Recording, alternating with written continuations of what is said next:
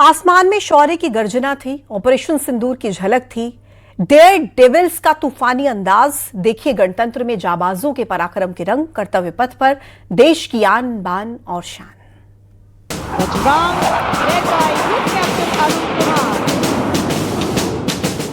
आसमान की ऊंचाइयों को छूने की कोशिश। Our proud men and women performing here artistically up over the skies of the कर्तव्य पथ पर भारत की सैन्य ताकत देखिए। Bajrang, led by Group Captain Arun Kumar. आसमान में शौर्य की गर्जना सुनिए। दुश्मनों का दिल भी इस गर्जना से हिल जाएगा।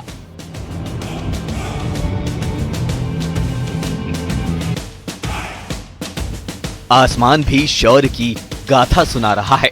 जमीन से लेकर आसमान तक शक्ति, सैन्य ताकत का पराक्रम देखिए, गणतंत्र का जश्न देखिए, कर्तव्य पथ पर भारत की आन बान शान देखिए। परेड में भारत की आधुनिक सैन्य ताकत का सबसे दमदार प्रदर्शन देखने को मिला।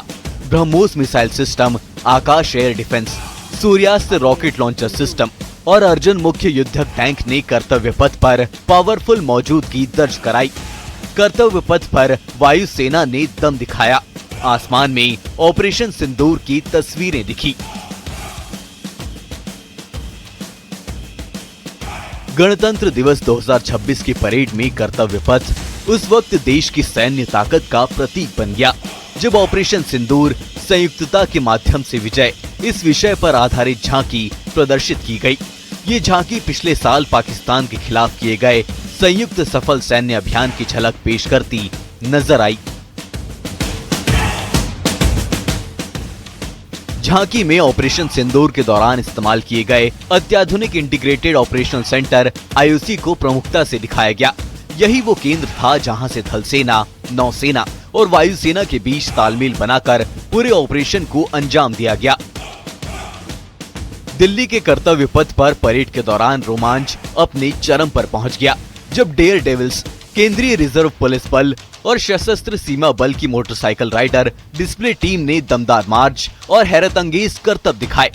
CRPF और SSB के जांबाज राइडर्स ने मोटरसाइकिलों पर सवार होकर संतुलन, साहस और अनुशासन का अद्भुत नजारा पेश किया।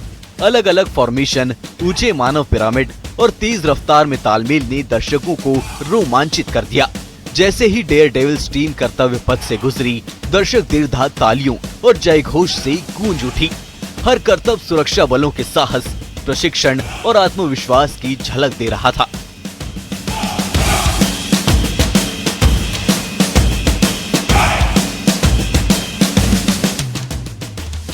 इस बार दो नई सैन्य यूनिट भी पहली बार परेड में उतरी, भैरव लाइट कमांडो बटालियन और शक्तिबन रेजिमेंट।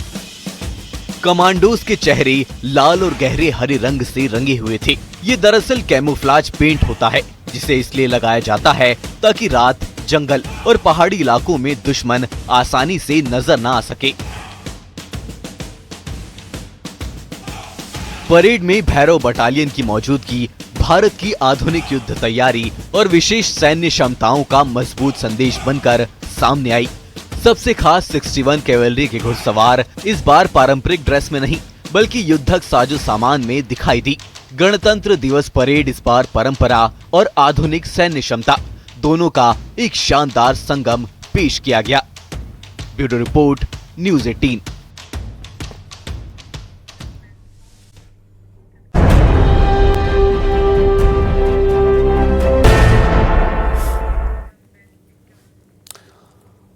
और देश आज 77वां गणतंत्र दिवस मना रहा है। सीएम डॉक्टर मोहन यादव अपने गिरिनगर उज्जैन के कार्तिक मेला ग्राउंड पर तिरंगा उन्होंने फहराया। इसके बाद परेड की सलामी ली। ये पहला मौका है जब किसी मुख्यमंत्री ने शिप्रा तट पर राष्ट्रीय ध्वज फहराया। वहीं इस मौके पर सीएम डॉक्टर मोहन यादव ने संबोधित करते हुए शहीदों को नमन करते हुए उन्हें श्रद्धांजलि अर्पित की।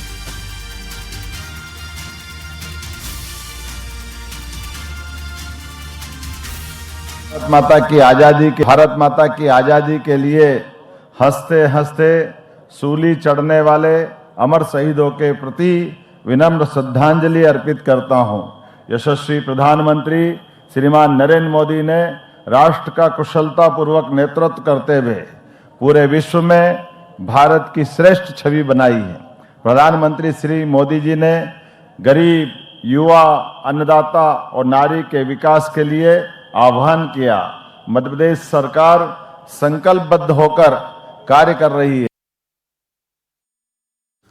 और गणतंत्र दिवस के मौके पर प्रदेश के अलग अलग शहरों में मंत्रियों ने ध्वजारोहण किया। मंत्रियों ने ध्वजारोहण कर सीएम डॉक्टर मोहन यादव का संदेश भी पढ़ा और परेड की सलामी भी ली। ये तस्वीरें आपके टीवी स्क्रीन पर अलग अलग जिलों से, जहां प्रभारी मंत्रियों ने ध्वजारोहण किया, झंडा वंदन किया और मुख्यमंत्री का संदेश जनता तक पहुंचाया।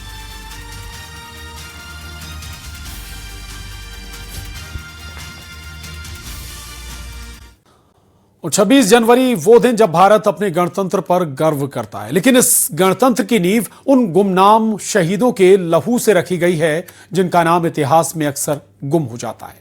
गणतंत्र दिवस पर हम आपको लेकर चलते हैं मध्य प्रदेश के मंडला, जहां एक वट वृक्ष आज भी 1857 की क्रांति और 21 बलिदानों की मूक गवाही देता है।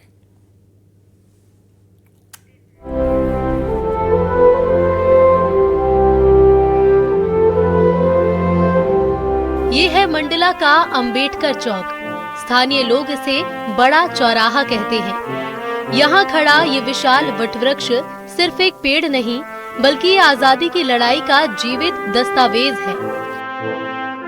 मेरे पीछे देख रहे ये विशाल बरगद का पेड़ कोई मामूली वृक्ष नहीं है। यह करीब 200 साल पुराना पेड़ है और यह पेड़ जितना पुराना है उतना ही यह भारत की आजादी के संघर्ष का जीवंत गवाह भी है। 24 नवंबर 1857 वही दिन जब इस पेड़ की शाखाएं फांसी के फंदों से भर गई थी। हजारों क्रांतिकारियों के खैरी गांव पहुंचने से अंग्रेज अफसर वॉशिंगटन इतना घबराया कि 21 वीर क्रांतिकारियों को पकड़कर इसी वट वृक्ष पर सरेआम फांसी दे दी। आज भी इस पेड़ पर बने वो कुंदे उन शहीदों की चीख बनकर हमें याद दिलाते हैं कि हमें आजादी यूं ही नहीं मिली।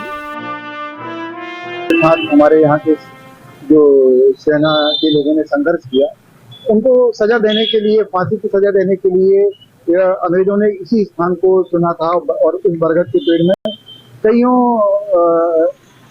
जो हमारे क्रांतिकारी रहे हैं उनको यहाँ पर फांसी दी गई है। 21 वीर शहीदों का ये बलिदान व्यर्थ नहीं गया। अगले ही दिन 25 खुमान सिंह के नेतृत्व में ऐसी हुंकार भरी गई कि अंग्रेज अफसर वॉशिंगटन खजाना और कागजात छोड़कर सिवनी भाग खड़ा हुआ।